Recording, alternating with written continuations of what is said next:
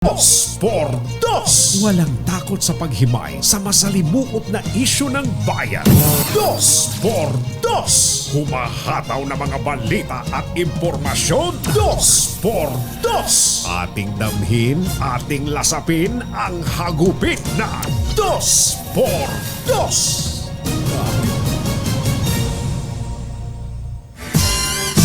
Pag maitim ang balak, magtago ka na. Dos por Dos. Si Jerry at si Anthony narito na. Dos por Dos. Hahataw ng todo, urado ka. Dos por Dos. Ang katotohanan dala nila. Dos por Dos. Walang sinasamba pali, maniwala ka. Dos por Dos. Hataw ng gusto, tol, umasa ka. Dos por Dos. Dos por Dos.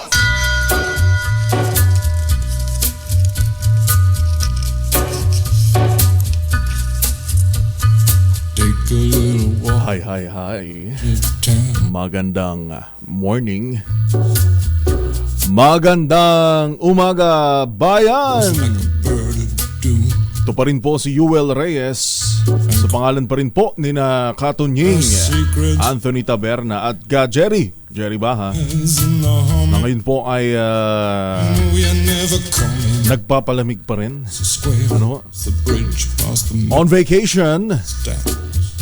Ngayon pa rin pong On a gathering storm comes a araw ng Thursday, December 28, 2023. at hand.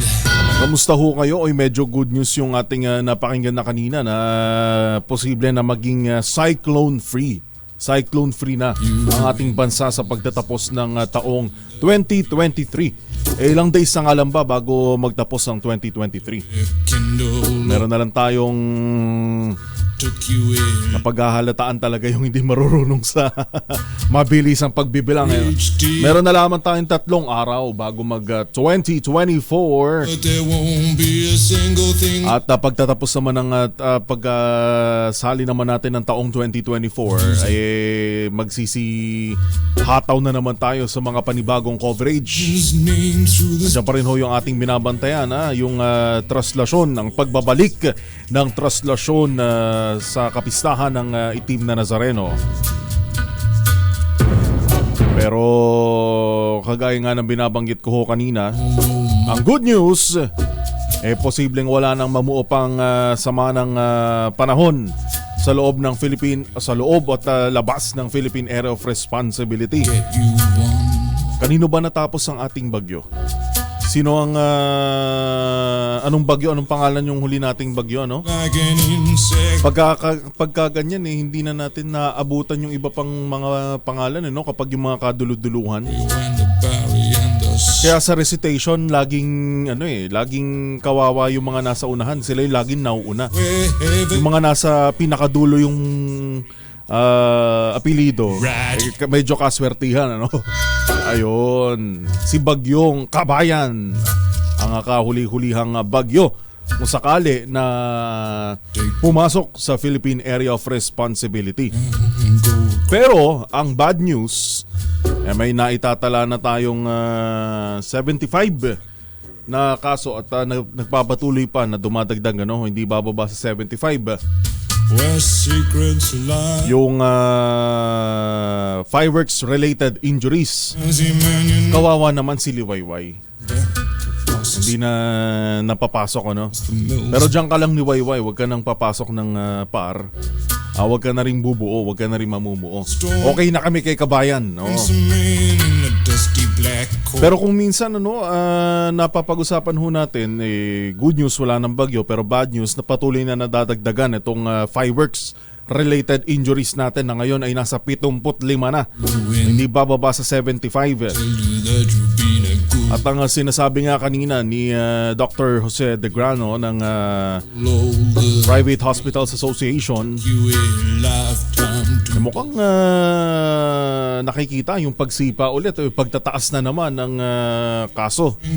Hindi lang ng COVID-19, kundi lalo na yung fireworks-related injuries. Ang buenong nabanggit ni Dr. Degrano yun kanina na taon-taon nakikita na natin yung pagbaba at biglang tumataas ngayon. Napa-search tuloy ako, no? Kung gaano na nga ba karami yung itinaas ng kaso ng mga napuputukan. Noong 2020 pumalo, hindi bababa, tinatayang nasa 340 ang naitalang total cases siguro mula ito at December ng 2019 hanggang first week ng 2020. 340 ang total cases. Wala pa hong pandemya nito at nung pumutok ang pandemya, nagkaroon ho ng mga restrictions, lalo na sa social gathering. Nakapagtala lamang ng 49 cases ng mga biktima ng paputok. Wala pa ho dito yung mga nabibiktima ng stray bullets o yung mga natatamaan ho ng ligaw na bala. At nung medyo konting lumuwag nitong nakaraang taon, nakapagtala tayo ng 263 cases.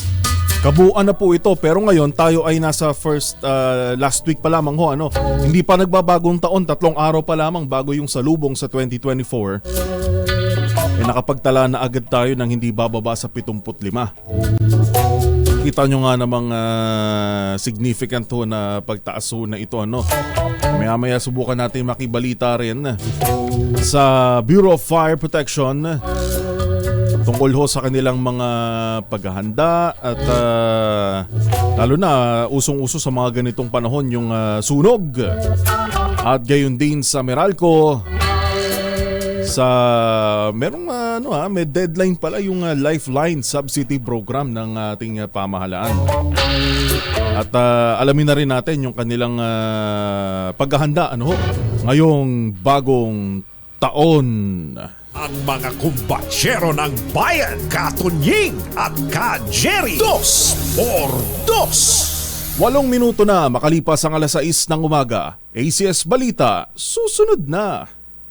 This time check is brought to you by ACS Manufacturing Corporation, ISO certified, maker of world-class quality Pride detergent. Number 1. Balitang makatotohanan, balitang maaasahan. ACS Balita. Walang makakaligtas, walang makakalampas. San mang sulok ng kapuluan, Luzon, Visayas hanggang Kamindalawan. Basta't may balita, ipagwagwagan ng sikat na tagapagbalita. ACS Balita. Kasama ang 2x2 tandem Anthony Taberna at Jerry Baja. ACS Balita.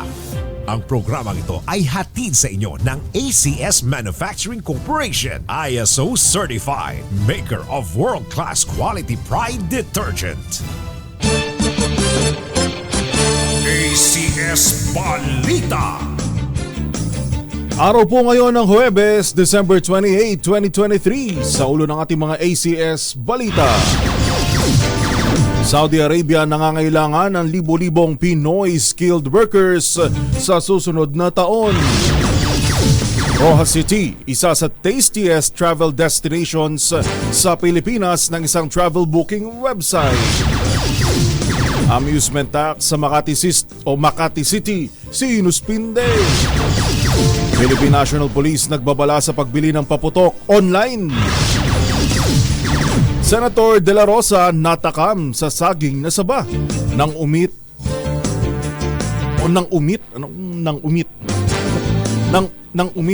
Nangupit. Hinila, nagnakaw. Kumuha ng saging na saba sa puno ng kapitbahay. At road repair sa bahagi ng Roas Boulevard EDSA flyover nagdulot ng matinding traffic.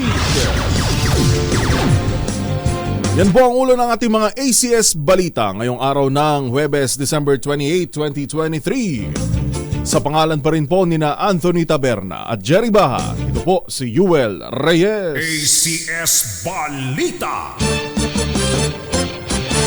ACS Good News. Nangangailangan ng Saudi Arabia ng mga Pinoy skilled worker para sa kanilang mega infrastructure project sa susunod na taon. Kasalukuyan nang nakikipag-usap ang Department of Migrant Workers sa Saudi Arabian government para sa deployment ng mga skilled worker upang maisipinal na ang mga kasunduan. Ayon kay Undersecretary Patricia Yvonne Kaunan ng Migrant Workers Department, noon pang Oktubre nila sinimulan ang pakikipagpulong sa kanilang counterparts sa Saudi Arabia para maplansya ng husto ang pagpapadala ng libu-libong manggagawang Pinoy sa nasabing Middle East country. Umaasa si Yusek Kaunan na maisasapinal na ang kasunduan sa deployment sa unang bahagi ng 2024. ACS Balita. Pinangalan naman bilang isa sa tastiest travel destinations ng bansa ang Roa City at sa copies ng travel booking website na Agoda. Ayon sa Agoda, pinili nila ang Roa City dahil sa mga sariwang talaba, pusit at mga pinatuyong isda ng lugar o yung mga daing. Ang Roa City na tinaguriang seafood capital ng Pilipinas ay kilala sa pagiging sagana sa mga seafood dishes at magagandang tanawin.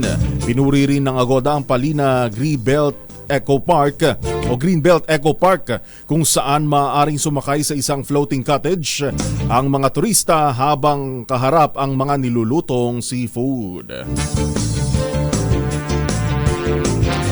Inaprobahan naman ng Sangguniang Panglungsod ng Makati ang hirit ni Mayor Abby Binay na suspindihin ang koleksyon ng amusement tax.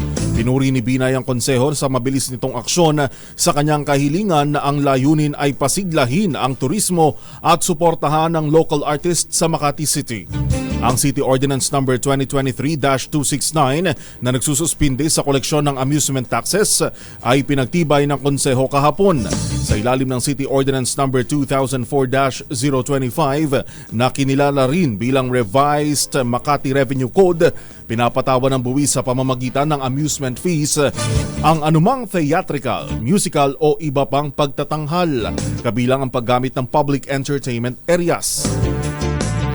Git ng alkalde, sa pamamagitan ng pagsuspindi sa buwis ay mahihikayat ang pagpasok ng mas maraming investors sa mga creative projects at makakapagdialogo ng ekonomiya sa sektor ng turismo.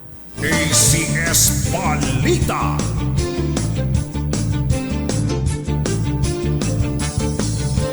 Labing 7 minuto makalipas ang alas 6 ng umaga, nagbabala ang Philippine National Police sa publiko laban sa pagbili ng mga paputok online. Ayon kay Colonel Jean Fajardo, tagapagsalita ng PNP, dapat na magdalawang isip ang mga negosyante na magbenta ng paputok online dahil maaari silang makulong sa ilegal na aktibidad.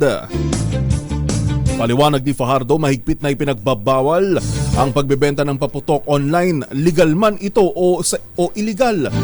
Sabihin ho, kahit may permit yung paputok na inyo pong binibili o mga pailaw, bawal na bawal daw ho yan kapag ibinenta online.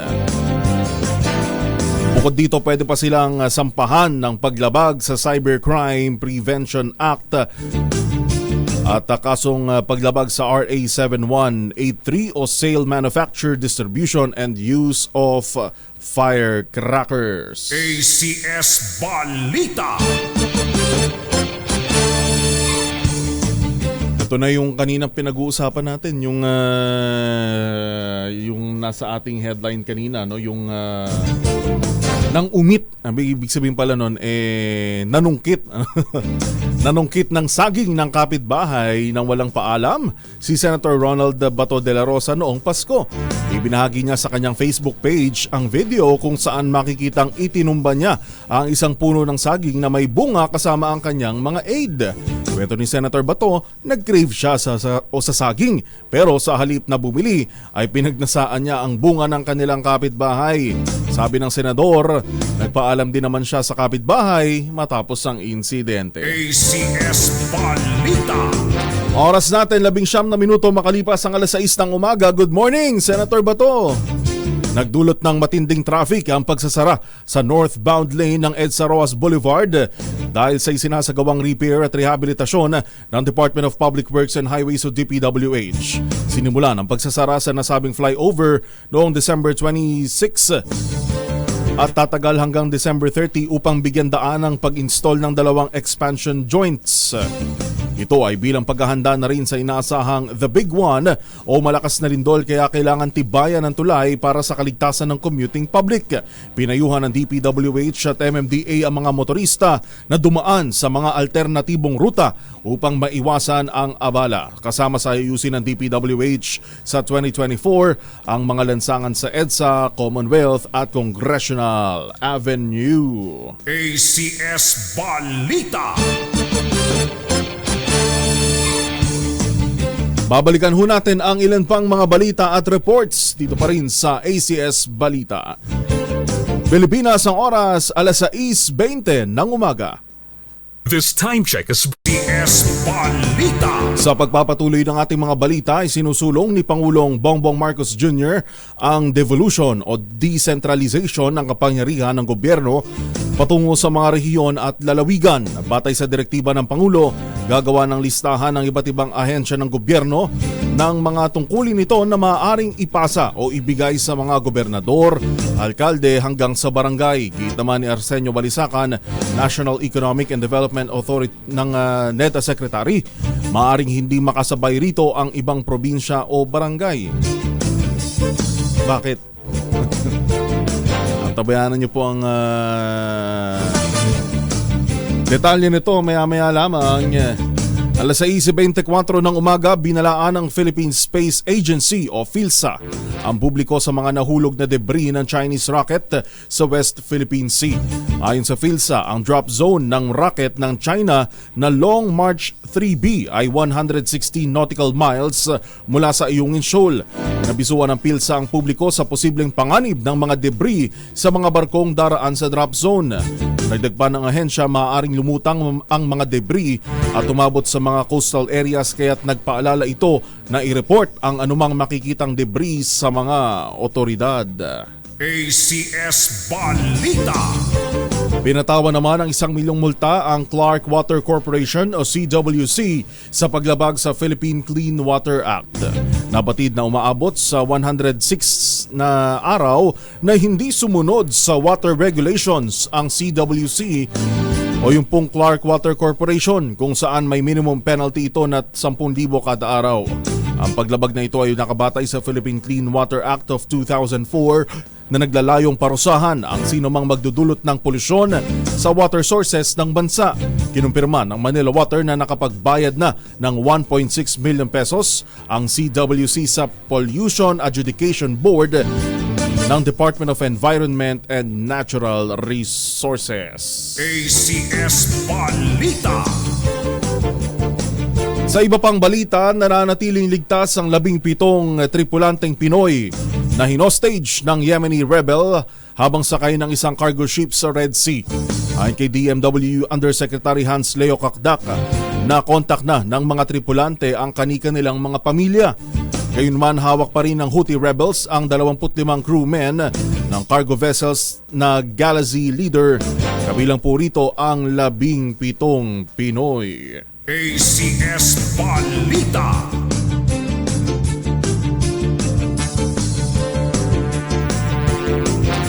Apat na minuto bago mag-alas 6:30 ng umaga, nanawagan ang isang toxic watchdog group sa Philippine National Police at sa local government unit na paigtingin ang on-site monitoring at pagkumpiska sa mga iligal na paputok habang papalapit ang bagong taon.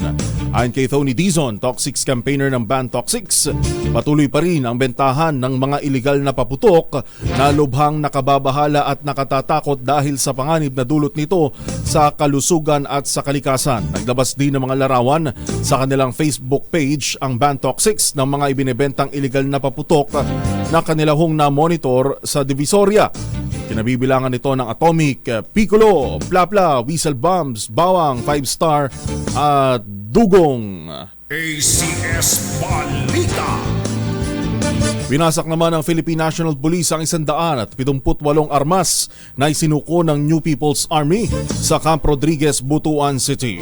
Pinangunahan ito ni PNP Chief Police General Benjamin Acorda Jr. Sinabing ang aktibidad na ito ay pagpapakita ng tagumpay nila laban sa terorismo. Ang pagwasak sa mga nakumpiskang armas ay ginawa ng PNP kasabay ng 55th founding anniversary ng Communist Party of the Philippines. Samantala, pinaiigting naman ni Acorda ang security o cybersecurity sa bansa matapos ang sunod-sunod na cybercrime sa ilang institusyon ng pamahalaan at ilang pribadong sektor. ACS Balita. Oras natin, 28 minuto makalipas ang alas 6 ng umaga. Babalikan ho natin ang ilan pang mga balita at reports dito pa rin sa 2x2 at ang ACS Balita. Oras alas 6:28 ng umaga. Ng balitang makakalampas saan mang sulok ng kapuluan. ACS Balita! ACS Balita! Ang programang ito ay hatid sa inyo ng ACS Manufacturing Corporation, ISO Certified, maker ng world-class quality Pride detergent.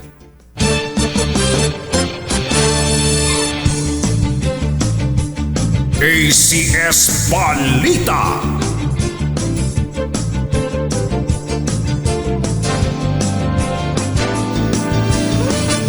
Hi! Good morning! At tayo pa rin po ay nakatutok sa ACS Balita at 2x2 sa pangalan pa rin po ni na Anthony Taberna at Jerry Baha. Ito po si Yuel Reyes ngayong December 28, 2023. Subukan na nating makontak ang atin pong panauhin ngayong Thursday morning. Dito muna tayo sa ating ACS Business. Sa ating business news, 4 na grupo ang nagsumite ng bid para sa 171 billion pisong contract sa pag-rehabilitate ng Ninoy Aquino International Airport. Ayon sa Department of Transportation, ang 4 na grupo ay ang Manila International Airport Consortium, MIAC, Asian Airport Consortium, GMR Airport Consortium at SMC SAP & Co. Company Consortium. Magsisimula ang technical at financial bids ng mga grupo sa susunod na linggo at inaasahan ring masisimula na ang project sa susunod na 3 buwan. Ang NAIA Terminal ang humahawak sa humigit kumulang 50 milyong pasahero kada taon at ang mananalong bidder ay inaasahang palalawakin ang bilang na ito sa 62 million. ACS Balita. ACS Sports. Sa ating sports balita, nagsimula na ang Philippine National Open Chess Championship kahapon sa Marikina Community Convention Center. Dinaluhan ito ng mga batikang chess grandmaster na sina Darwin Lailo, John Paul Gomez, Joey Antonio at Janelle May Fraina. Ang top 3 na magwawagi sa patimpalak ay pasok na bilang Philippine representative sa gaganaping 45th World Chess Olympiad sa Budapest, Hungary sa September 2024. ACS Balita. Yan na po ang kabuuan ng ating ACS Balita sa pangalan ni na Anthony Taberna at Jerry Baha. Ito po si Yuel Reyes. Balitang makatotohanan, balitang maaasahan. ACS Balita. Ang programang ito ay hatid sa inyo ng ACS Manufacturing Corporation, ISO Certified, maker ng world-class quality Pride detergent. Number 1. Tony Taberna, Jerry Baha, ang samahang pinatibay na ng panahon. 2x2. 2x2.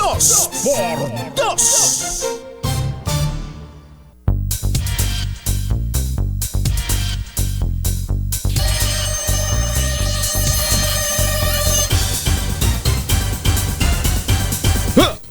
6:37 ang ating oras. Labas na tayo ng ating himpilan at ating alamin ang sitwasyon. Ano bang maaga ba talagang pag yung mga prutas ba pagka ganitong panahon na binibili natin? Hindi ba agad to mabubulok hanggang sa pagsalubong sa bagong taon?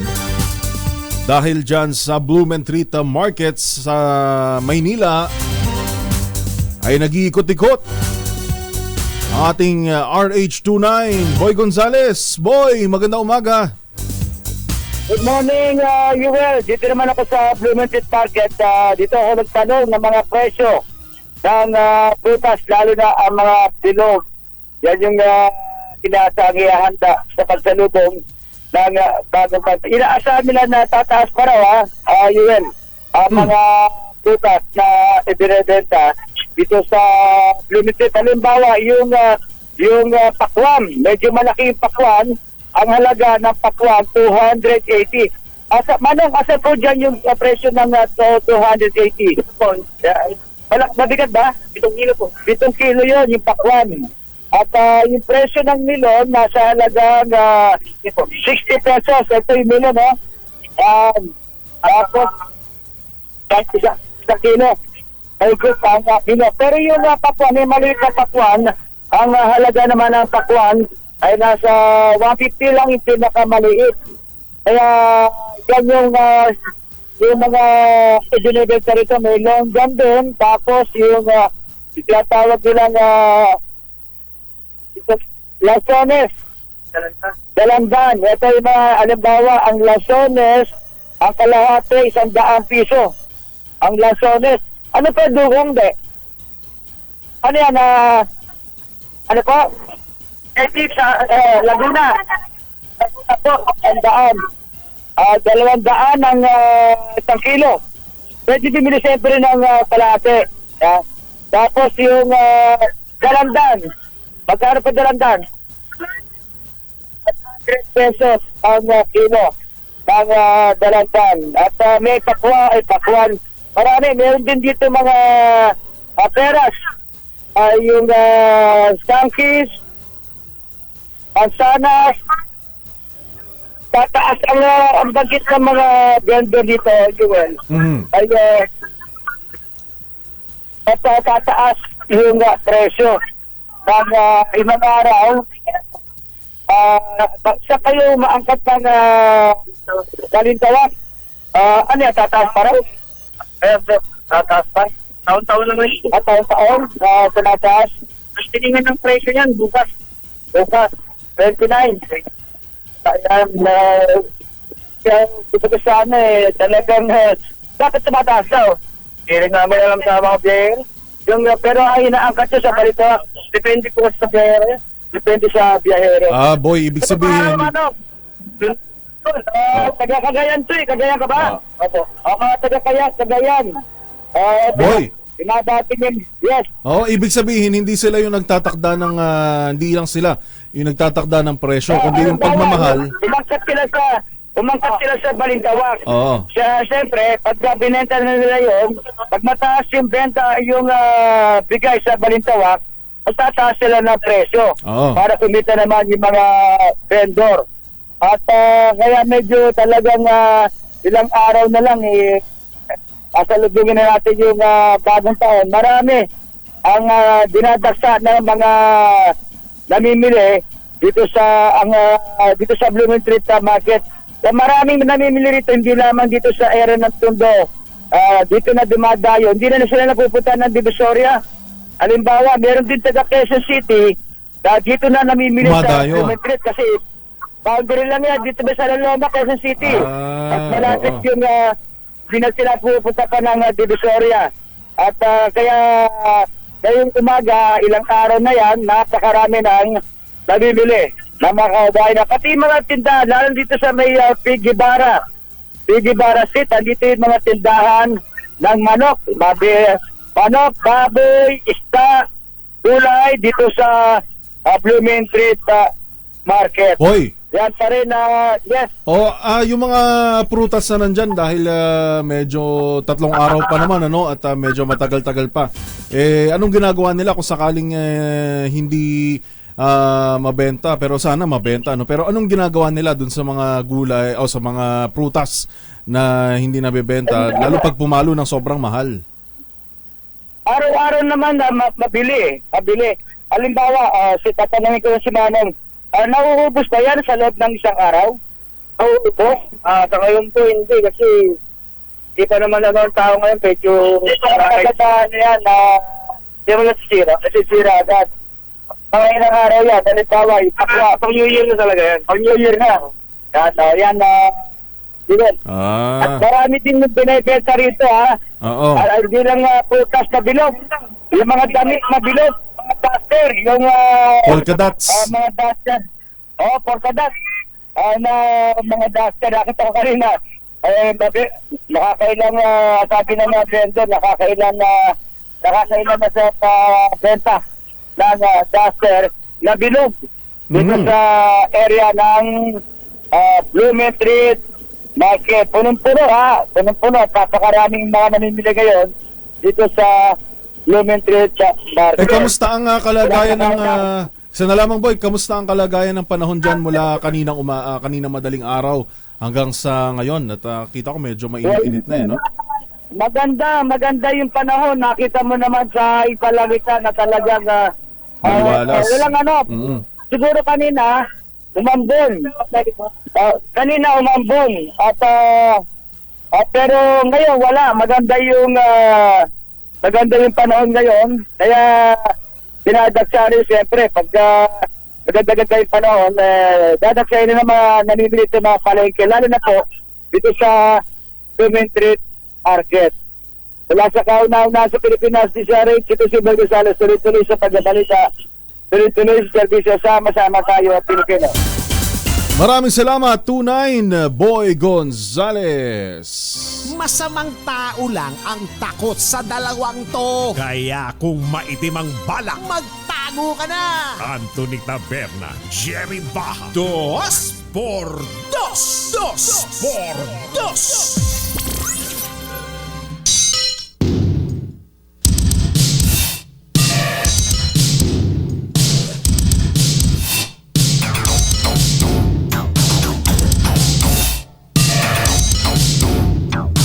Mukhang mga ganitong panahon, marami sa ating mga kababayan ang maaga nang namimili. Pero kagaya nga nung nakapanayam natin na registered nutritionist at dietitian na proper food handling pa rin At para hindi mapanis, para hindi masira, at yung mga kakainin natin sa bagong taon ay hindi kukulo ang ating tiyan Good morning ho sa mga nakatutok sa atin sa Facebook at YouTube Live. Mula sa mga kababayan natin dyan sa Negros Island, Vernillos Cianosa, good morning. Asoy Ann, good morning. Ira Gamino ng Quirino Province, Revelito Magallones ng Tarlac, at Jacqueline Pizares ng Angeles City sa Pampanga. Good morning. Eloy Kiambao.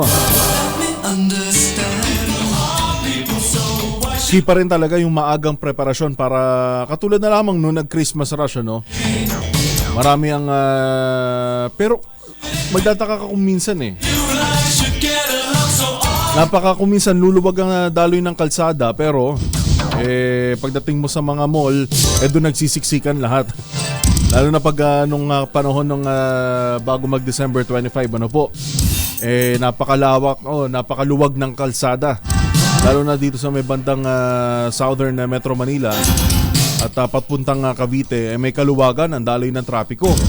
Pero pag nandun ka na mismo sa mga mall, sa mga entry at exit points ng mga mall, doon na talagang kita mo yung volume ng mga tao at ng mga sasakyan.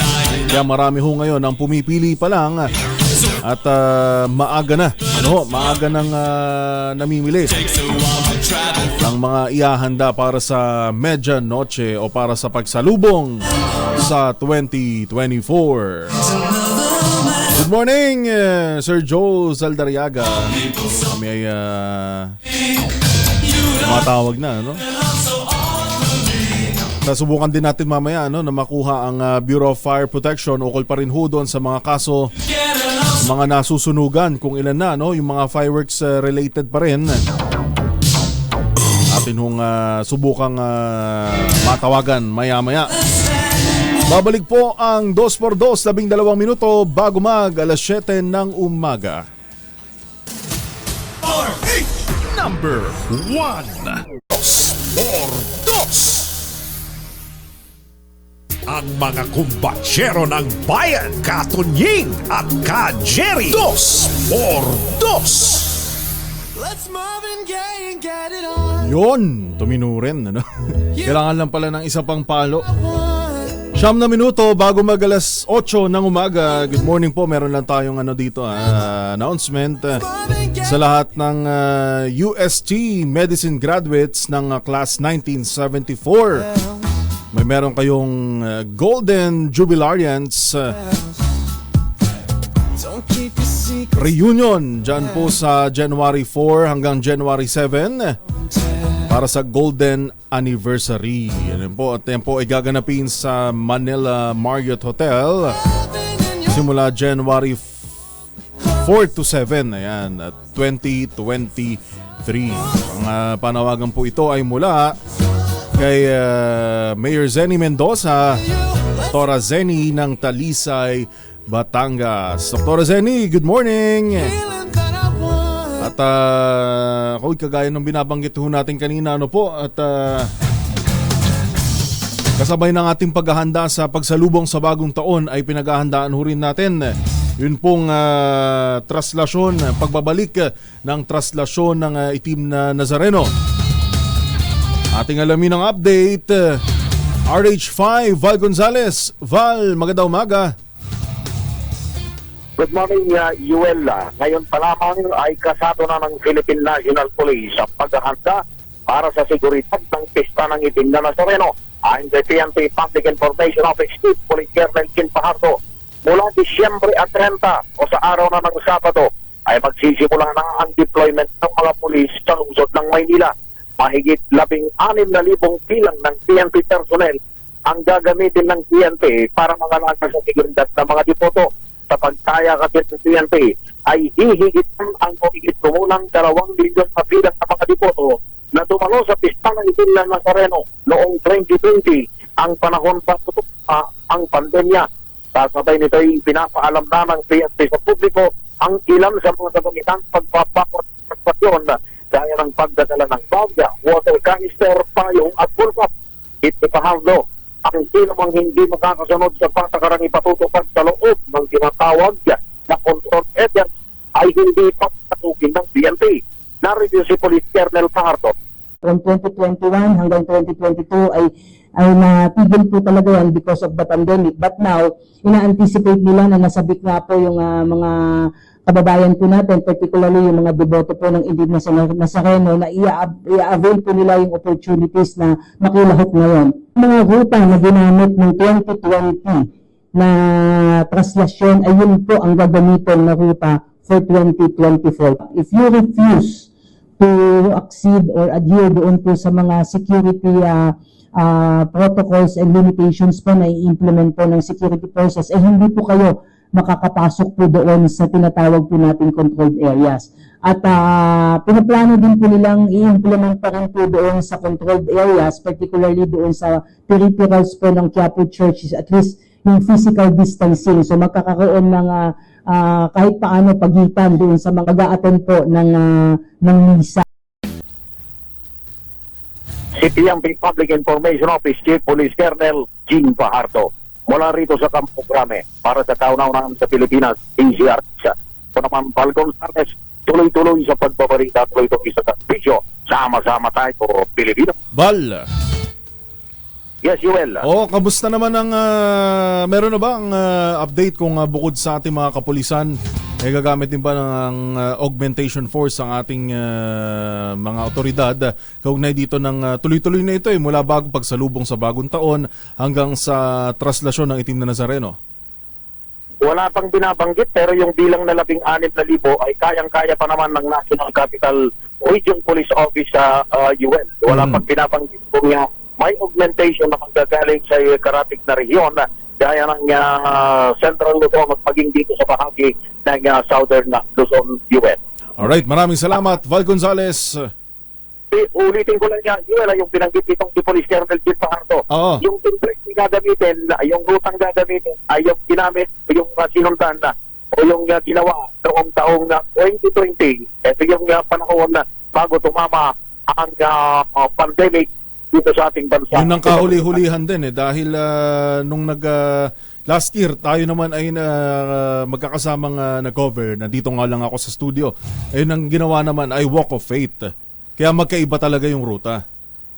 Correct, oo. Kaya ang sa pagtaya ng PNP Fuel, dahil sa 2 taon na natigil ito, mukhang dito magkakaroon ng mas malaking bilang na ang pagtaya nila baka mga abutin pa ng doble yung halos 2 milyon na tumalo noong 2020.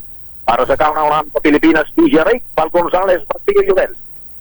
Maraming salamat, RH5 Val Gonzales. Ang mga kumbatsero ng bayan, Katunying at Ka-Jerry. 2 por 2. 3 minuto na lang bago alas 7 ng umaga. Mga po, bago alas 7. Alas 7 pa lang, alas 7 ng umaga. Bay, napakinggan nyo ho ba itong pinakahuling pahayag ng China? Nanggaling mismo sa kanilang pamahalaan at sinisisi. Ano? Pero hindi na naman nabago yung mga ganitong usapin. Pero misto lang tayo pa ngayon ang may kasalanan. Ano? Binabanggit ng China dahil sa pagbabago ng estilo ng Pilipinas sa West Philippine Sea kumpara nitong mga nakalipas na taon, kaya naging ganon ang ating tugon, ang kanilang tugon, mas naging marahas ang kanilang pambubuli. Diretso mismo sa mga barko ng ating mga civilian vessel na naglalayag ho dyan, nagsasagawa ng humanitarian mission sa West Philippine Sea. Tayo pa mismo ngayon ang sinisisi ng China kung bakit nangyari yun. Unang-una, atin yan, yan ho ay teritoryo sa ilalim na, pasok na ho sa Exclusive Economic Zone o yung EEZ ng Pilipinas. May tawag ho sa ganito yung mga millennial term ho ngayon na gaslighting, yun po tinatawag na panggagaslight. Hindi ho natin namamalayan na sa pang-araw-araw, hindi lang ho ang China ang gumagawa ho nito, ano po. Kahit sa atin, nangyayari din yung panggagaslight. Lalo na sa mga ninong at ninang. Ano? merong naikwento sa akin na namamas ko usually. Hindi naman nagtatago. Pero nangihingi ng kay ninong at ninang. Pero nung sinabi na wala sa bahay dahil wala naman talaga siyang pupuntahan, biglang nag-send na nang hindi bigla na ho nag-send dun ho sa kanyang ninang na hindi naman daw kailangan taguan ng kanilang mga inaanak. Bagkus gusto lamang na mag-bless at makayakap. Yung mga ganong medyo nare-relate natin. Bagkat ito po ay national issue lamang itong sa issue ng West Philippine Sea. Hindi natin namamalayan itong ginagawa ng China na panggagaslight ho sa atin. Tayo din, tayo mga Pilipino rin ho na nakaka-encounter din ho tayo ng mga ganitong pangyayari in different forms, iba't ibang anyo lamang. Pero lahat tayo ay nagagaslight. Mayor Zenny Mendoza ng Talisay, Batangas, good morning. Oras po natin 1 minuto na makalipas ang alas 7 ng umaga. Kauna-unahan sa Pilipinas. NBC Manila Broadcasting Company. DZRH. Member, kapisanan ng mga broadcaster ng Pilipinas. Pilipinas, ang oras 1 minuto na makalipas ang alas 7 ng umaga. Balitang bagong-bago. Balitang dapat alam mo. Balitang magdadagdag ng talino. Dahil bagong impormasyon. Makibalita. Unang-una sa DZRH. DZRH, pangunahing balita. Kasama ang 2x2 tandem nina Anthony Taberna at Jerry Baha. Pangunahing balita.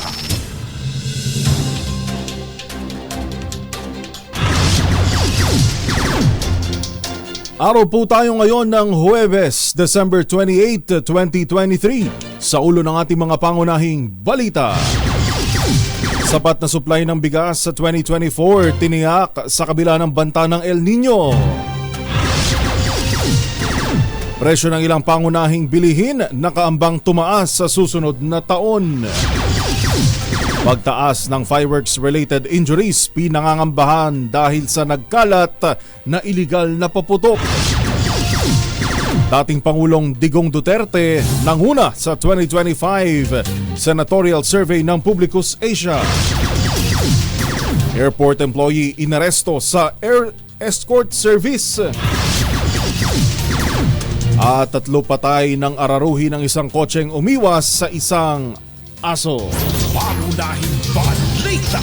Yan po ang ating pangunahing balita ngayong araw ng Huwebes, December 28, 2023, live nationwide via satellite. Buong nationwide ang DZRH na napapakinggan sa 18 relay stations sa Luzon, Visayas at Mindanao. Simulcast sa DZRH News Television at Facebook at YouTube live streaming ng DZRH News at DZRH News Television. Sa pangalan ni Anthony Taberna at Jerry Baha, ito po si Yuel Reyes. Pangunahing balita. Pangunahing balita.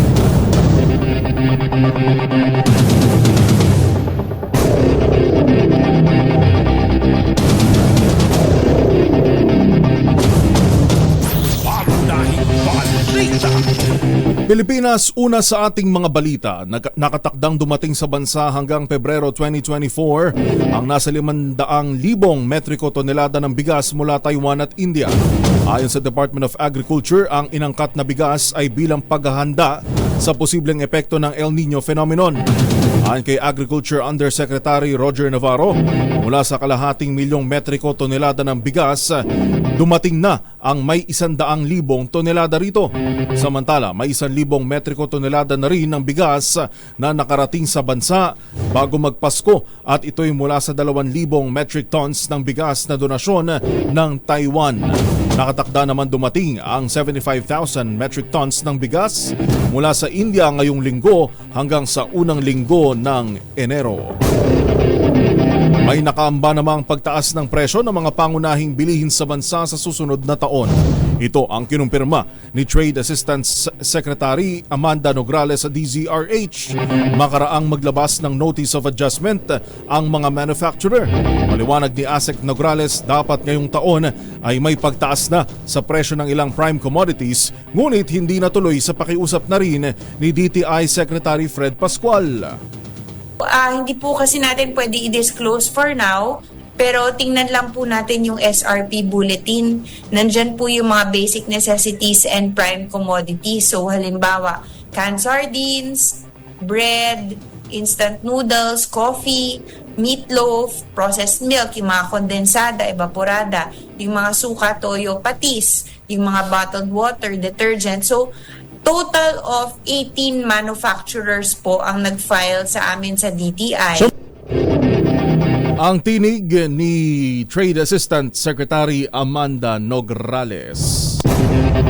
Samantala, inaasahan ng mga pribadong ospital sa Pilipinas na tataas ng husto ang bilang ng mga nabibiktima ng paputok sa pagsalubong sa bagong taon dahil sa naglipa ng mga iligal na paputok. Maliwanag ni Dr. Jose Rene de Grano, Pangulo po ng Private Hospital Associations of the Philippines. Ito ay dahil masyadong maluwag sa ngayon ng gobyerno, hindi tulad noon na naging mahigpit ang paglaban kontra sa iligal na paputok. Kung sila anya ang tatanungin, suportado nila ang panawagan ni DILG Secretary Benhur Abalos na ipatupad ang firecracker ban sa buong bansa upang hindi lumobo pa ang bilang ng mga napuputukan. Kasi po, for the past ilang years, di ba po, nung panahon ni Presidente Duterte, talagang halos bawal po yan eh, ano po. So talagang bumaba. Dumadating ang time na talagang nung time na pinagbawal po yan, halos wala talagang pumupunta sa mga hospital. Oo. Kasi nga pinagbawal. Ngayon po parang nagkaroon ng medyo maluwag ata ulit eh. Yan po ang tinig ni Dr. Jose Rene de Grano, ang Pangulo ng Private Hospital Association of the Philippines. Mga nangunguna at mga bagong balita sa DZRH. Pangunahing balita.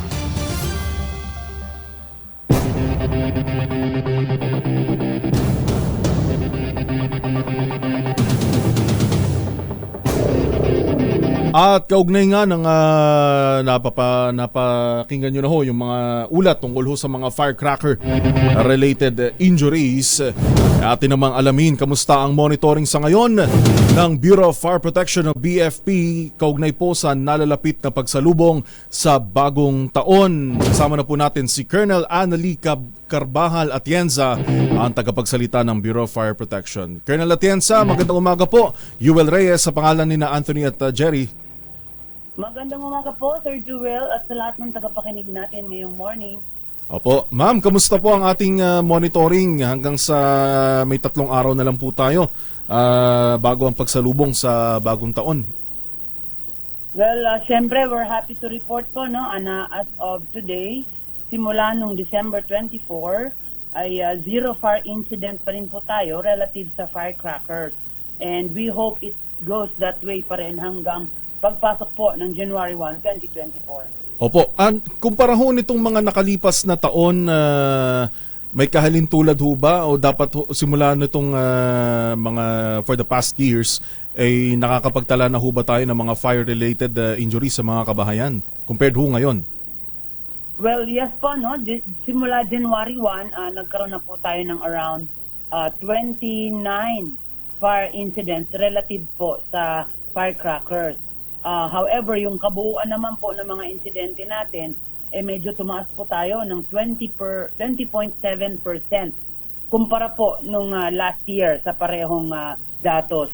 So ito po ang ating tinututukan ngayon dahil nga papalapit na ang New Year at yung iba po sadyang mas naniniwala na magpapaputok, magpapataboy ng malas. Sana isipin po na mas safe kung hindi na nga po magpaputok at mas lalong matataboy ang malas sa ganon. Opo, at ito pong binabanggit nyo ngayon na pagtaas ay wala naman po itong kinalaman doon sa dulot ng firecrackers. Wala po. Ito po yung kabuuan. Opo. Ang majority po nito ay electrical ignition at ito po ay mga fire incidents sa residential. Residential, ayun. Sa inyo pong naging karanasan na rin po, Colonel Atienza, nitong mga nakaraang taon, ano po usually ang mga nagiging mga firecracker na nagiging sanhiho ng sunog sa ating mga residential areas? Sana na-observe po natin, ang madalas po ay mga quitis kasi. Quitis, although, dahil nga po ito ay aerial at kung saan-saan na lang bumabagsak or napupunta. At yung proper handling din po nito. Kagaya po nung nakaraang taon, isa nga pong tahanan ang nadam dahil sa quitis, pero nagmula sa kapitbahay. Pinaglaruan nung bata. Oo. Naabot nung bata, pinaglaruan, nasindihan, at sumirit sa kapitbahay. At yung kapitbahay po ang nasunugan. Opo, ngayong papalapit ho ang pagsalubong natin sa bagong taon, gaano kahanda ang atin pong hanay sa Bureau of Fire Protection para ho sa mga ganitong firecracker related na sunog? Siyempre po, full force po ang ating Bureau of Fire Protection. On red alert na po kami simula pa po noong December 23 at hanggang January 1 po ito or baka ma-extend, depende po sa sitwasyon. Kaya ang atin pong patuloy na paalala na maging mas maingat po tayo ngayon dahil ang atin pong hangarin ay swertihin, hindi malasin. Opo. Dahil sa kapabayaan na rin po natin. Opo, at gaano karami po ang ating mga kawani sa BFP ang nakahanda ho simula ngayong araw at hanggang sa pagsalubong natin sa bagong taon? Sa ngayon po, lahat po, 34,000 plus po na Bureau of Fire Protection personnel ay on red alert, on standby. Yung iba po ay nagre-rekorida, nagbabandilyo sa mga matataong lugar, terminal, palengke, at nagkakaroon po ng fire safety inspection sa kasalukuyan sa ating Bukawi tindahan po ng mga firecrackers. Opo, 34,000, marami-rami na rin ho ito. Talagang ito na yung sinasabi natin na full force na ang ating BFP. Kamustahin ko na lang din po yung ating pong mga fire trucks naman at sa bawat lugar ho ba natin ay meron po tayong sapat at naka-ready na mga fire trucks. Sa mga frequently nagkakaroon ng fire incident, ready po tayo dyan. Nandyan po ang ating mga fire trucks at personnel. Ganun na rin po yung mga bago nating na-release kamakailan, na-distribute na 54 fire trucks. So nationwide din po ito. Bagamat nasa 159 pa rin po na bayan ang may kakulangan sa fire truck. However, ito naman po ay madalang po magkaroon ng insidente. Kaya pinofocus po muna natin ang distribution kung saan madalas ang fire incident. Ang nagkakaroon ng sunog. Siyempre, ina-acknowledge na rin natin yung presensya ng ating mga fire volunteers. Ayun, opo. Speaking of fire volunteers nga po pala, paano po pala ang matanong ko na lang din po, paano po ang ating regulation sa atin pong mga fire volunteers at sa mga nagnanais na ngayon, baka may mga nagnanais na mag-volunteer bilang bumbero. Ano po ang inyo pong patakaran ukol po dito? Well, siyempre po, kung tayo ay may spirit of volunteerism, welcome na welcome po sila para makibahagi dito sa ganitong gawain. At siyempre, dahil ang atin namang training ay conducted ng Bureau of Fire Protection, so ina-assure po natin yung kaalaman ng bawat volunteers natin. At ang atin lang panawagan ay sana din na huwag masyadong agresibo na minsan wala na po sa lugar yung ating mga actuation.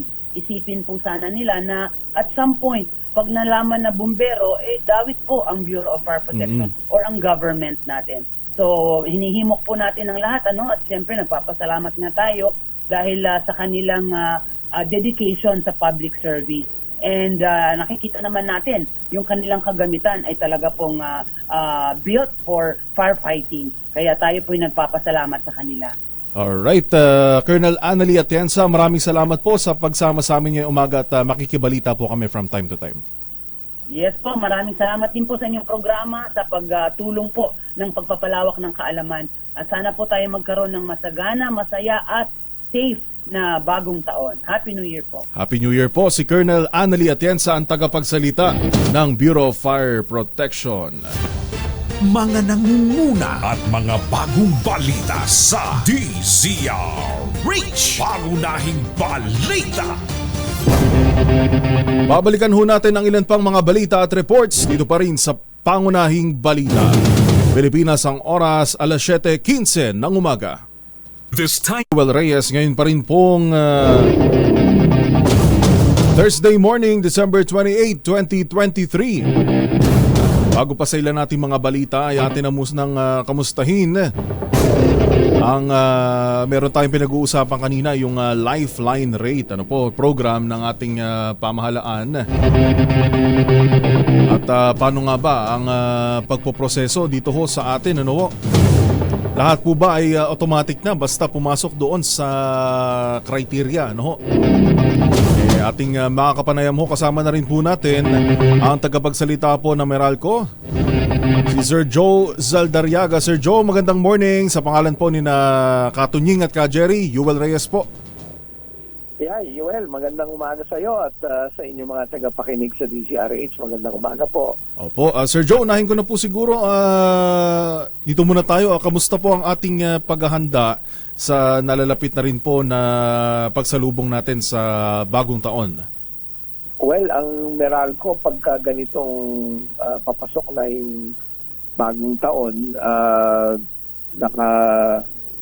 alerto na tayo, Yuel, to make sure na sakaliman merong abirya o problema, makarespond tayo agad. Kaya kami, nagpahayag na din kami ng, actually, taon-taon naman ito ng information at paalala sa ating mga kababayan na wag po sana tayo gagamit ng firecrackers o pyrotechnics malapit sa mga facilities namin.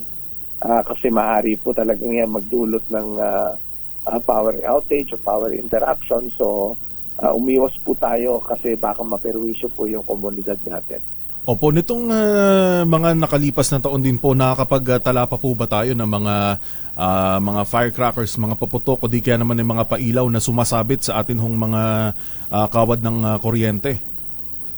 Meron pa rin naman kahit pa paanong mga ganong pangyayari, Yuel, pero hindi na kasing dami kumpara natin, for example, several years back, no?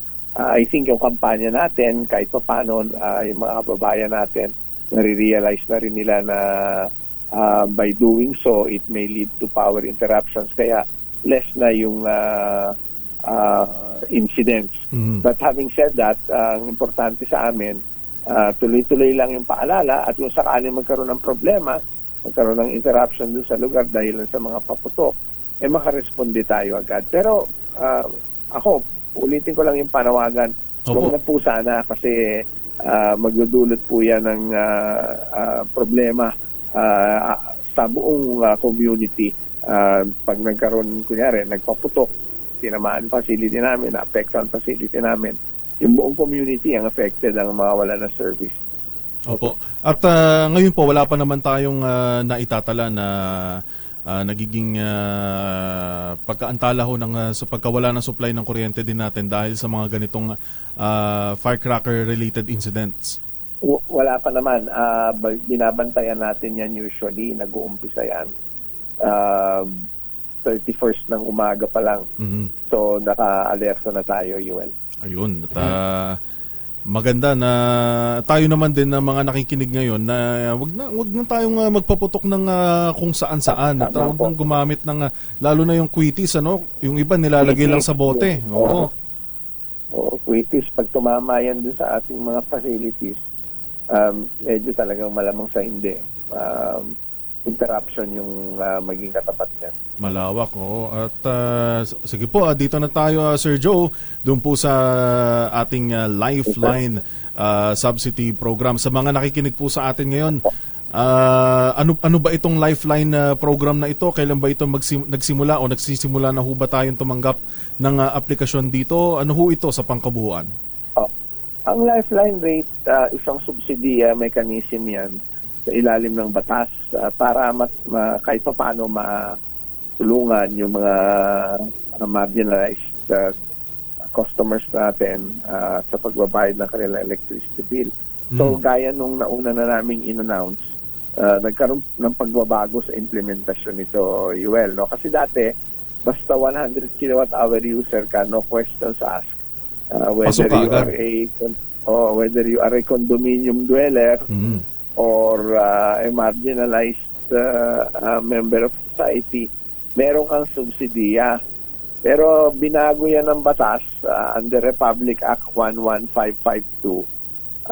Yun na lang eligible sa ilalim ng Lifeline rate o yung mga marginalized households ang maaaring maging parte ng programa. So sino-sino ito, Yuel? Ito yung mga beneficiaryo ng 4Ps o Pantawid ng Pamilya Pilipino program. O kaya yung mga nakakuha ng certification o merong certification mula sa kanilang local social welfare and development office. Kumbaga kung ikaw hindi ka naman makaklasify na marginalized o mahirap na member ng society, hindi na po kayo makaka-avail nitong Lifeline rate discount. At kabilang po ba dito, Sir Joe, yung pagkuha ng Certificate of Indigency? So ang tutukoy dito ay ang kani-kanila mismo mga LGU at ang mga barangay. Tama po. Ang requirements nito, actually, Yuel, hindi naman ganun kahirap kunin yung requirements ito. One is siyempre yung application form, kailangan makumpleto yon para masama o matag as part of the program. Yung latest Meralco Bill, kasi dun makikita kung ano yung kanyang konsumo, any government ID. Tapos yung huli, yung binanggit ko, 4Ps ID o certification mula dun sa Local Social Welfare at Development Office. Para naman sa proseso ng application, magtungo lang po sa pinakamalapit na Meralco Business Center sa inyong lugar para makapag-apply sa programa. Meron kaming dedicated lanes, no? Ulitin ko lang, meron kaming dedicated lanes sa kada business center namin para sa mga aplikante sa Lifeline Rate Program para ma-assist po sila. Opo, hanggang kailan po nagsimula ang pagtanggap po ninyo ng aplikasyon at hanggang kailan ang pagtanggap ng ating application? Itong taon na ito, nag-umpisa na kaming tumanggap ng application. Ongoing naman ito. Full implementation sa January, but we will continue to accept application. Dire-diretso naman ito. Kaya lang, ang difference is, yun lang mga aprobado application na magkakaroon ng discount by January, by next year. Kaya nananawagan pa rin kami, patuloy pa rin itong aming paalala sa lahat ng qualified under the program. Mag-apply na po tayo para ma-enjoy natin yung discount o ma-enjoy nila yung discount sa kanilang power bills. Ayun. At sa ngayon po, Sir Joe, ay nasa ilang ating mga customers po na Meralco ang nakakapag-apply na mga pasok doon sa criteria dito sa ating Lifeline Rate program? Well, as I mentioned, Yuel, patuloy yung pagtanggap natin ng application. Based dun sa huli naming data, meron ng close to 30,000 approved applications as of December 16. Wala naman deadline to sa pag-apply. Tuloy-tuloy lang po sana tayo mag-apply. Pero we encourage all our customers to apply immediately para mas mabilis nila matanggap yung Lifeline Rate discount. Ayun, kaya muli po ang paanyaya, dahil malaki-laki rin ang makukuha nating discount dito, lalo na sa sa mahal ng bilihin, sa iba't ibang mga prime commodities na nagsisitaasan din ho ngayon. Maganda yung ganitong programa na ma-avail natin. Nasa magkano ulit ito, Sir Joe, yung para sa mga kumukonsumo? Initial lang po, kung magkano yung makukuha nating discount? Well, yung discounts nito, ranges from 20 to as high as 100%. Wow. Depende sa consumption bracket mo. So, yung iba na, for example, 71 to 100 kilowatt hours yung consumption nila, nasa 20%. 51 to 70, 35%. And as the consumption bracket becomes lower, mas mataas yung percentage ng discount. Kasi ang parang pinaka-spirito ng batas talaga dito, masiguro na makatulong itong programang ito para doon sa mahihirap nating kababayan. Malaki-laki din po. At Sir Joe, maraming salamat po. At ito muna pala. Thank you last na lang, sir, pahabol. Meron pa ho ba tayong aasahan na major power service interruptions hanggang sa pagtatapos po ng buwang ito at sa pagpasok naman ng Enero 2024, tayo po ba ay may pagtaya na kung meron na po tayong bababa o tataas po ang ating singil sa kuryente? Well, yung rates natin, medyo hindi ko pa masabi kung ano yung magiging movement. Nag-announce tayo ng reduction of 80 centavos for December. So, antabayanan na lang natin ano yung magiging movement by January. Ako, lagi naman sinasabi ko, it depends on so many factors, particularly doon sa paggalaw nung tinatawag na generation charge. Ito yung talaga ng kuryente na inaangkat natin mula doon sa mga power generators o power suppliers. Now, as far as supply is concerned, wala naman tayong nakikitang magiging problema itong sa papasok na 2024. Yun lang kaya importante, wag na silang magpaputok malapit sa mga linya natin. Baka naman magresulta yan sa localized trouble, localized interruptions. Ang paghahandaan namin, obviously, itong pasok ng 2024 towards the summer months. Kasi dyan sumisipa yung demand tinatawag na demand. That's where we will be needing really a very aggressive information campaign on energy efficiency at masiguro na covered yung ating supply requirement. para ano man ang mangyari, kahit pa paano prepared tayo, harapin yung panahon ng tag-init sa susunod na taon. Lumalakas ang demanda yun. At, Sir Joe, maraming salamat po at mismo sa inyo nanggagaling yung mga ganitong katiyakan sa ating publiko. Maraming salamat sa pagkakataon. Mabuhay po kayo. Happy New Year! Happy New Year, sir. Maraming salamat. Si Sir Joe Zaldariaga, ang tagapagsalita po ng Meralco. Mga nangunguna at mga bagong balita sa DZRH. Pangunahing balita. Alas 7:33 ng umaga. This time, mga nakatutok sa ating Facebook Live, Francis Butakan, Federico Tan at Nida Manansala. Mami Nida Reyes, good morning. At kay Sir Nelson Malinao, Happy New Year po at good morning. Oras natin, Ma'am Lizette Mendoza, 7:38 ng umaga. Mga nangunguna at mga bagong balita sa DZRH. Pangunahing balita. Sa pagpapatuloy ng ating mga balita, muling nanguna si dating Pangulong Rodrigo Duterte sa mga napipisil na mga Pilipino na maging senador sa 2025 midterm elections. Batay ito sa pahayag end of the year survey ng Publicus Asia Incorporated. Lumabas sa survey na 48% ng mga respondent ang boto kay Duterte habang nakakuha rin siya ng 59% na trust rating. Sinundan nito ni ACT-CIS Representative Erwin Tulfo na nakakuha ng 44% vote at 44% trust ratings. Pangatlo, si Dr. Willie Ong na may 43% vote at trust rating na 50%. Bukod sa tatlo, kabilang din sa mga posibleng manalo sa susunod na eleksyon kung ngayong gaganapin ay ang mga sumusunod. Senator Bongo na may 40%, Senator Amy Marcos na may 38%, Senator Ronald Bato de la Rosa na may 36%,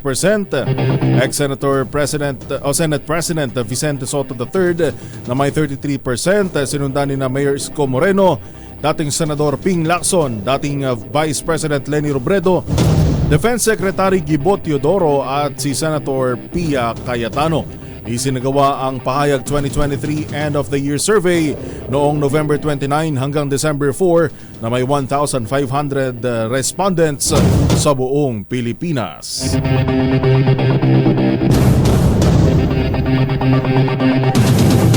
Inaresto ng mga tauhan ng Bureau of Immigration ang isang empleyado nito sa NAIA Terminal 3 makaraang maaktuhan na iniskorta ng dalawang pasaherong nagtangkang pumuslit patungo sa Dubai noong December 22. Ayon kay Bureau of Immigration Commissioner Norman Tansinco, sinamahan ng suspect na airport employee sa BI counter ang dalawang biyahero mula sa Jensan na tinangkang palusutin para makalabas ng bansa. Pero sinita ng immigration supervisors ang ginawa ng hindi tukoy na empleyado dahilan upang questionin ang pagbiyahe ng dalawang pasahero na umamin na plano talaga nilang magtrabaho sa Dubai. Tatlong pedestrian kabilang ang isang 2 taong gulang na babae ang nasawi matapos masagasaan ng kotse sa barangay Kalapagan sa Lupon, Davao Oriental. Tinukoy ng mga pulis ang mga biktima na sina Joselito Semiros, 58 anyos, Camille Toledo, 23 anyos at si Adesa Toledo, 2 anyos, 2 years old. Ayon sa mga pulis, naglalakad sa gilid ng kalsada ang tatlo nang salpukin sila ng isang Toyota Vios na umiwas sa isang aso at 2 motorsiklo. Inaresto na ng mga pulis ang driver ng SUV na kinilalang si Vicente Ambayek. Inaprubahan naman ng National Human Settlements Board o NHSB ang 4% limitasyon sa pagtaas ng upa sa bahay na 10,000 piso pababa simula Enero 2024. Sa isang pahayag, sinabi ng Department of Human Settlements and Urban Development o DHSUD na ang 4% cap na nakapaloob sa HSB Resolution No. 23-03 na nagtapos noong October 13 ay sinadya upang iwasan ang hindi nararapat na pagtaas ng upa sa mga pamilyang may mababang kita. Ang nakaraang cap po ay nasa 11%. Ang sino mang lalabag sa probisyon ng RA 112001 o ang batas na lumilikha ng DHSUD noong 2019 ay maaring magmulta ng mula 25,000 pesos hanggang 50,000 pesos o pagkakakulong ng hindi bababa sa isang buwan at isang araw hanggang higit 6 na buwan. Patay naman matapos malunod ang isang 12 anyos na batang lalaki habang nawawala ang kanyang 9 anyos na pinsang babae matapos maligo sa isang beach resort sa Kibungan, Benguet. Ayon sa report, biglang lumaki ang alon habang nagsuswimming ang dalawang bata. Dead on arrival sa Bacnotan District Hospital ang binatilyo habang hindi pa rin nakikita ang kanyang pinsan. Patuloy ang sinasagawang search and rescue operations sa pag-asa na may makikita pang buhay ang nasabing bata. Alas 7:43 ng umaga, binalaan ng Manila Veterinary Inspection Board o MVIB ang publiko sa pagbili ng mga kontaminadong karne. Nilabas ng board ang babala matapos mag-viral ang video na makikita na isang tindahan ng baboy sa Paco, Maynila ang pinagpipiestahan ng mga daga. Sinabi ni Nick Santos, hepe ng MVIB, agad nilang ipinasara ang naturang tindahan ng baboy matapos makumpirma na totoo ang nasa video. Ayon kay Santos, maaaring magkaroon ng leptospirosis at multiple organ failures ang sinumang makakakain na karne na kontaminado po ng ipis at daga. Mga nangunguna at mga bagong balita sa DZRH. Pangunahing balita.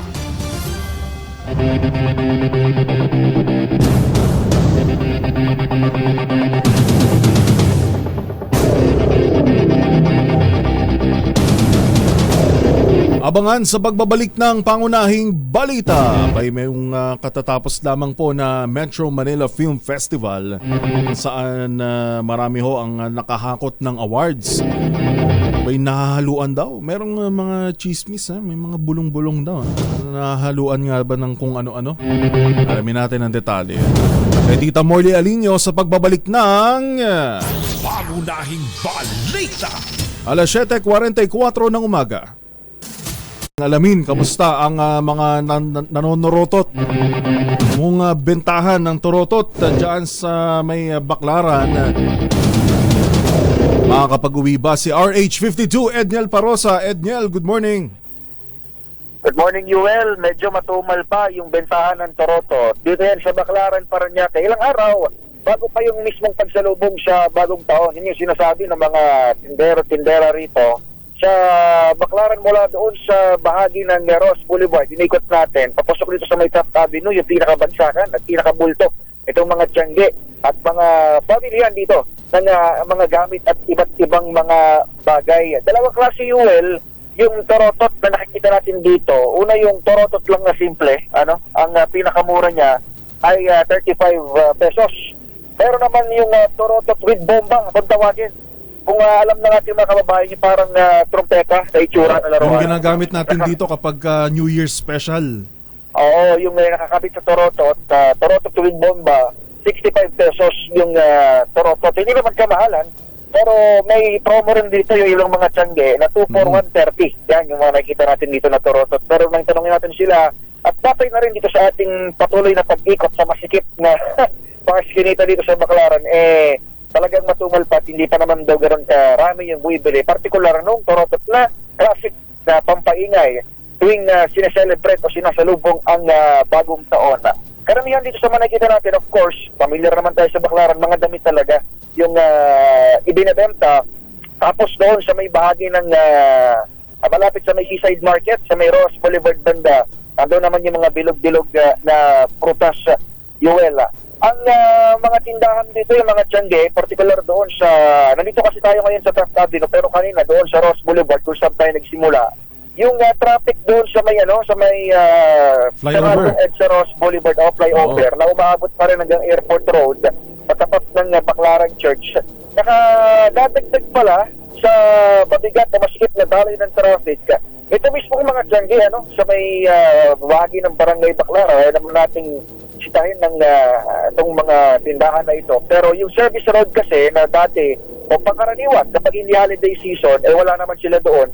Sa ngayon, sinakop na nila halos kalahati ng service road. Kaya tuloy, napakaskip ng takbo ng trapiko dyan sa nabanggit na lugar. Nakadagdag doon sa isinarang kalye o isinarang tulay, Sabado pa matatapos sa pagkakumpuni ng Department of Public Works and Highways.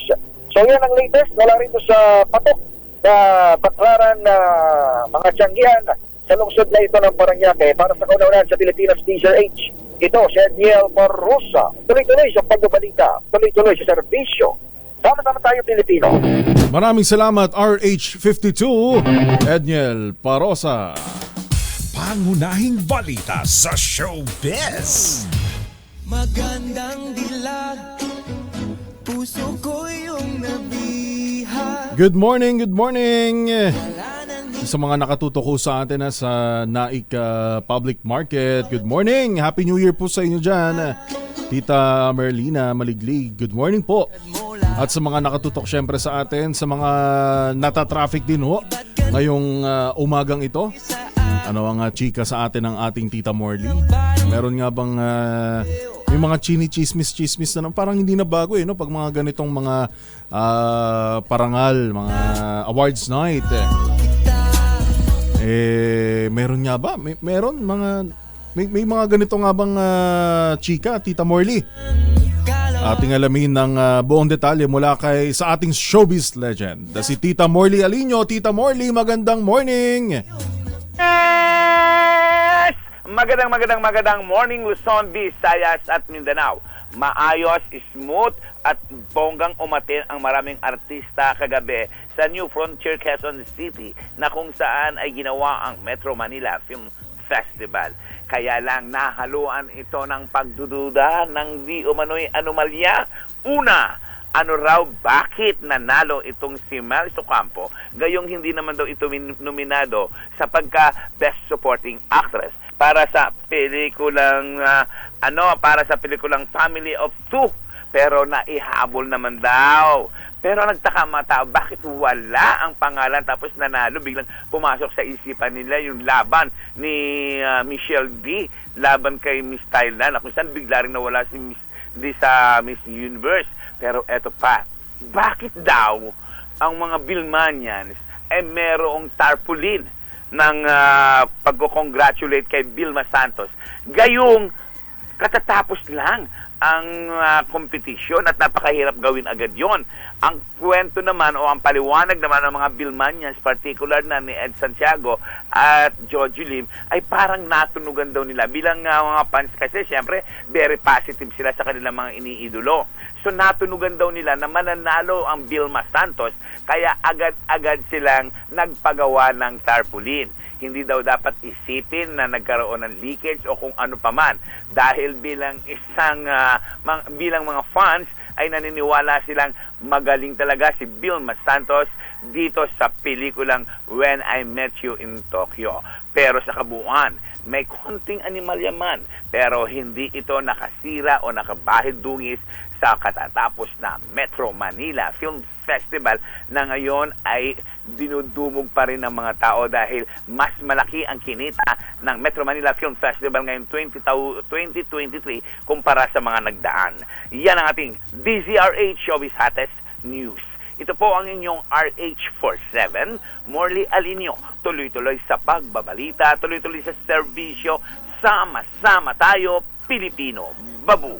Maraming salamat, Tita Morley Alinio. 7:53 na umaga. Good morning. Nakatutok din sa atin ngayon si Nanay Lita Diloy na nakatutok sa atin dyan sa Cavite at belated happy birthday. Pangunahing balita sa sports.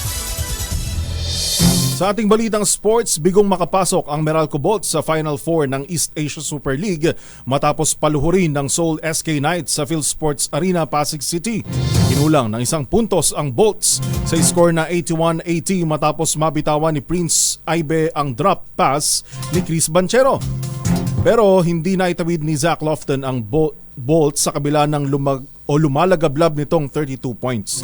Dahil sa pagkatalong ito, kailangan nilang manalo sa dalawang natitirang laro sa group play ng walang mintis. pangunahing balita sa kalusugan. Sa ating health news, babagal pa ang pagdagdag ng timbang nang hindi lang iiwas sa mga pagkaing malakas sa carbohydrates. At ano itong sikretong ito? Ayon sa pag-aaral ni Dr. Ki Soon, isang nutrition expert sa Harvard, dagdagan ang pagkain ng whole grain foods tulad ng oatmeal, beans, whole grain pasta, talagang pasta kahit ma-carbohydrate at iba pa. Nakakita ng pagbabawas sa timbang sa 125,000 katao matapos palitan ng whole grain na mga pagkain ang kanilang nakasanayan na diet. Dagdag ni Soon, mas mainam na iwasan ang mga refined grains na pagkain tulad ng processed na karne, white bread, white rice at iba pa. Mga nangunguna at mga bagong balita sa DZRH. Pangunahing balita. Yan na po ang kabuuan ng mga pangunahing balita ngayong 28 ng Disyembre 2023 sa pangalan ni Anthony Taberna at Jerry Baha. Ito po si Yuel Reyes. Pilipinas ang oras 4 na minuto bago mag alas 8 ng umaga.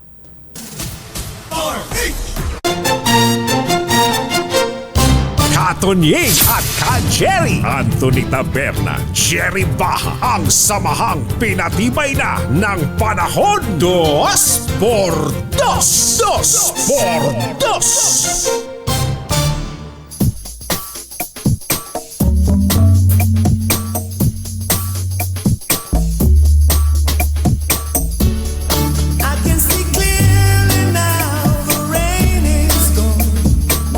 Dalawang minuto na lang bago mag alas 8 ng umaga. Good morning po, good morning. Maraming salamat sa mga nakasama natin mag-almusal, bumiyahe at na-traffic ngayong umaga. At patuloy pa rin po ang paalala ng magkasama na ito ng interview na kapanayam ho natin kanina ng Meralco at Bureau of Fire Protection na iwasan ho paggamit ng illegal na paputok. Yun lang actually dapat iwasan talagang dapat wag tayong gumamit ng illegal na paputok dahil makakadulot pa ho yan ng pinsala ho sa ating komunidad. Una, pagka tumama yung kinukwento ko nga ho sa inyo kahapon yung kwitis na pinakawalan ng kakilala ko lumagakpak doon sa bakanting lote na puro manok ayun hanggang ngayon magkaaway pa rin ho sila pangit naman ho yung gano'n.